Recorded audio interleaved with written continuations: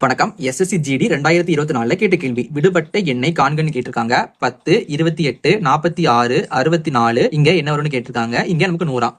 இப்ப நமக்கு இது ரொம்ப எளிமையான கேள்வி. இப்ப நமக்கு இங்க 10 இருக்கு, அடுத்த நம்பரா 28 இருக்கு.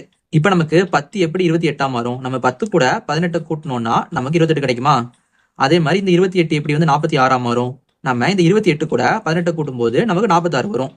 அதே மாதிரி இந்த 46 கூட நம்ம 18 கூட்டணும்னா நமக்கு 64 வரும். அப்ப அடுத்து என்ன பண்ணலாம்? அடுத்து இந்த நம்ம 64 கூட இந்த 18 கூட்டலாம். 4 கூட 8 கூட்டினா நமக்கு 12 கிடைக்கும். 12க்கு 2 மேல 1 7 8. அப்ப நமக்கு ஆன்சர் 82 வருது. அப்ப நமக்கு இங்க 82 வரும். அப்ப நமக்கு இந்த 82 கூட 18 கூட்டணும்னா நமக்கு 100 வரணும். வந்தா நமக்கு ஆன்சர் கரெக்ட்னு அர்த்தம். இப்ப நம்ம 82 8.